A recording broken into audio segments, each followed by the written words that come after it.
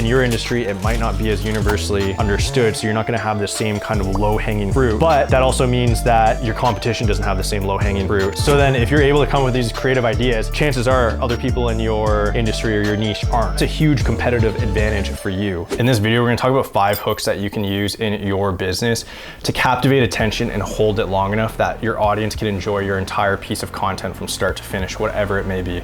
My name is Ryan Richardson. I've been shooting videos and photos for some of the world's biggest brands for nearly a decade now. And when I first started shooting video and photos and creating content for these brands, I was focused solely on creating the best possible product I could for the clients that I was serving at the time. And though that sounds great, at the end of the day, I spent and focused all of my time on developing the product, if you will. And in this case, products can mean basically your offering, your service, or obviously your physical or digital product. But in my case, my product was essentially the content that I was creating for my clients. And I spent the first 5 years just focusing on that side of it. One day I'm sitting on my computer, I'm working on a project for a really big international client.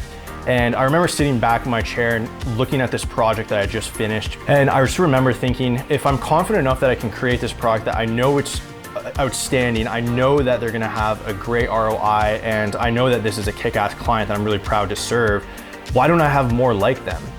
What about my product is wrong that I can't get in front of more people? And then I made the switch and realized that it wasn't about the product, it was just about getting in front of more people. And that was initially when I got turned on to marketing and branding and sales. Peter Thiel says, if you develop a new product, but you don't develop a new way to market that product, then you have a shit business no matter how good the product is. I'm paraphrasing a little bit. There's 2 steps to getting your content in front of people. So there's the content itself, and then there's the hook that you create that gets people engaged with the content that you're creating.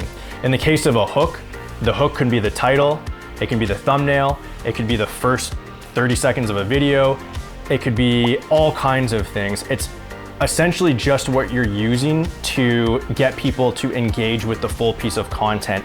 And the 5 tactics that we're talking about in this video is exactly how to do that.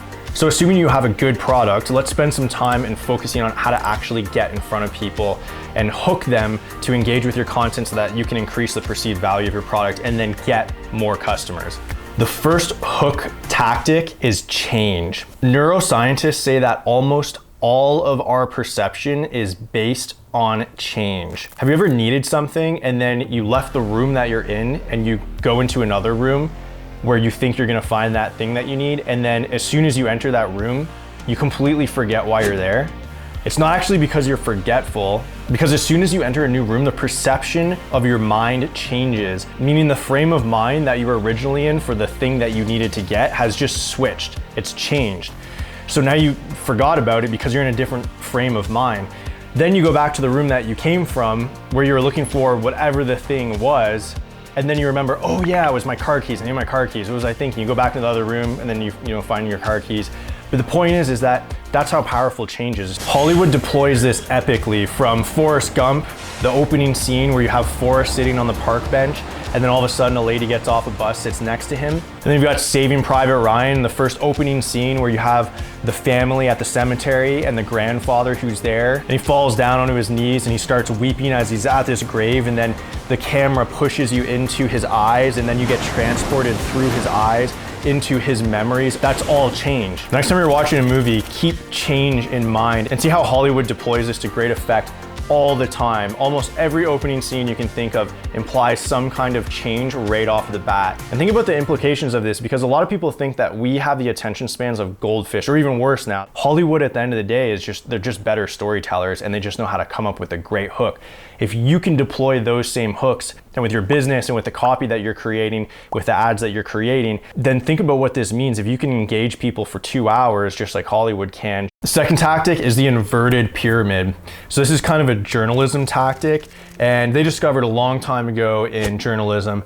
What they used to do is just write out stories, and they would have a bunch of content with more content and more context, and then more content with even more context, and it would just keep building and building till eventually you just basically have to read the entire story to get all the context and to actually comprehend the content of what you're reading. Well, they realized that wasn't really effective, so they switched it around. So now it's called the upside down pyramid, and you actually start with the most important part of the story at the top. So if people only read the first 10% of that pyramid, then they understand the context of the story, and they have most of the content to that story where they comprehend what it's actually about, what's going on, what's the most important part of it.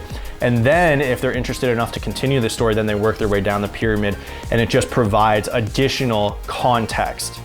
So before you had to read the entire article to really understand what it's about, and now you just have to read the first 10% of the article and you're getting the most important bits of it. And it's the same likewise with ads, with videos, or with blogs or anything like that. Most people just read the first little bit of it or watch the first bit. The third tactic you can use for hooks is the problem. The best way to use this one is to use your words really well. So articulate the problem as best as you can. If you can articulate the problem better than they can, then they'll anticipate that you can fix the problem better than they could if they were just on their own.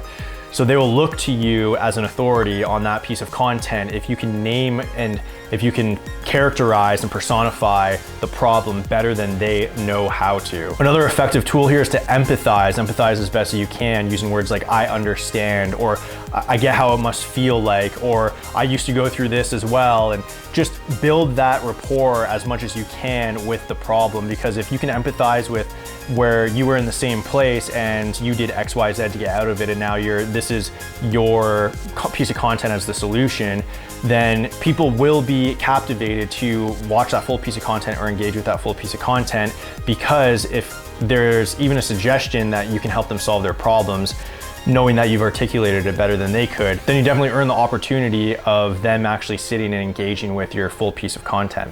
A third part of that is if you can actually solve the problem with the content that you're creating. So there's a couple different ways to think about this. You can either have this piece of content insinuate solving a problem, and that could lead to the product. So basically increasing the perceived value of your product by using this tactic and then pointing that video or piece of content to your product as the solution. So that's totally fine, and that's a really effective way of marketing and using content to market a product and increase that perceived value. However, another great way to get people to actually engage with your full piece of content start to finish and hook them off the bat is by actually solving the problem. If you just bought a piece of furniture from IKEA and it's just, it's a bookshelf attached to a TV stand attached to another bookshelf or whatever, and you're like, oh man, I need help. I just need to visually see someone put this together so I can figure this out.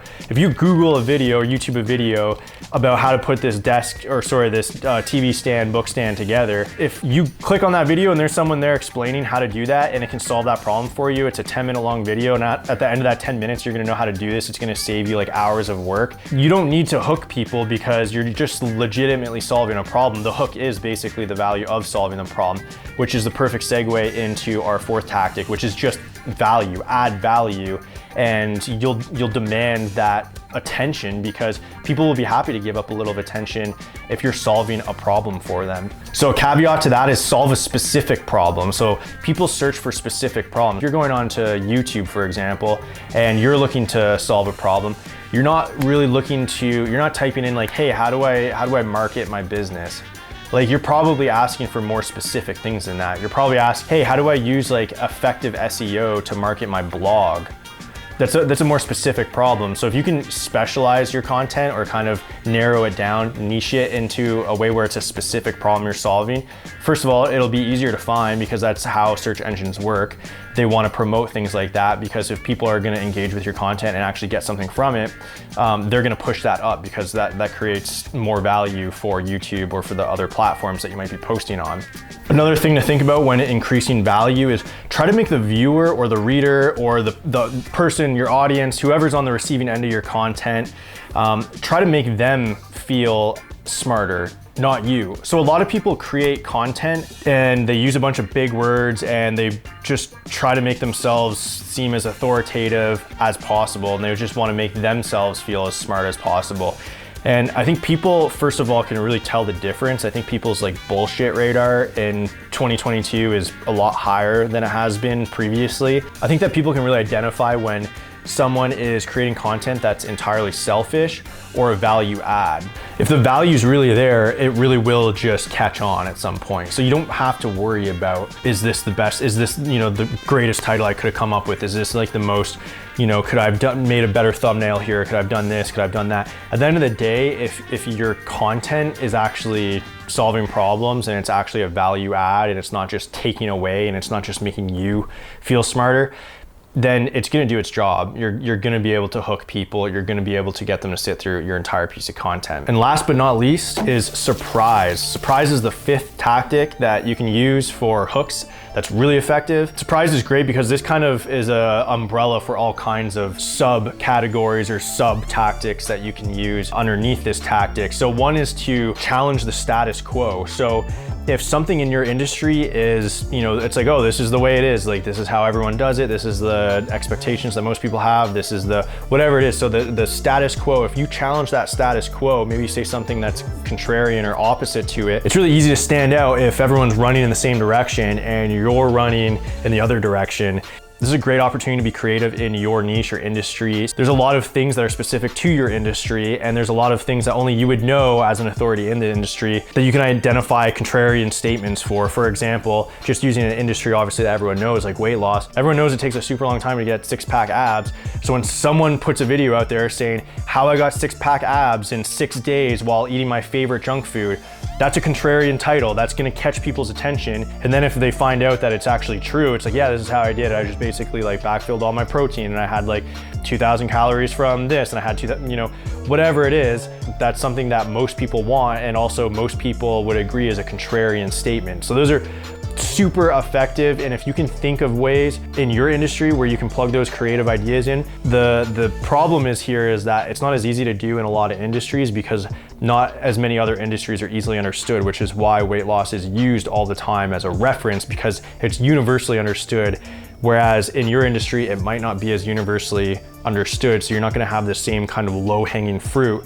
But that also means that your competition doesn't have the same low-hanging fruit. So then if you're able to come up with these creative ideas, chances are other people in your industry or your niche aren't. It's a huge competitive advantage for you. There's a lot of different ways that you can use surprise to get people's attention. I mean, you can have pop-ups like we have on this video. You can use really quick scene changes. You can use shock and awe value. There's all kinds of ways that you can deploy surprise in your content. And it's one of the most effective ways to get people's attention and hopefully get people to stay long enough to watch or engage with your entire piece of content. It was when I started applying all 5 of these tactics to my video and photography business, I started having a lot more success in the industry. I started getting the clients that I really, really wanted to serve.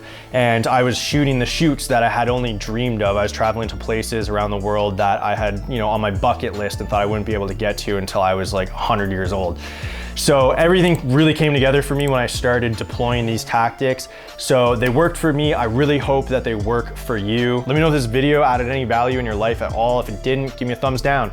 But then just please let me know why and what it is so that I can get better. I can get better at making these videos and I can create some more value for you in the future. Let me know in the comments below if you know of any other hooks or if you use hooks that have been effective for you in the past and you'd like to share them. I'd love to get that feedback from you guys. Again, thank you so much. My name is Ryan Richardson. We'll see you on the next video. Bye-bye.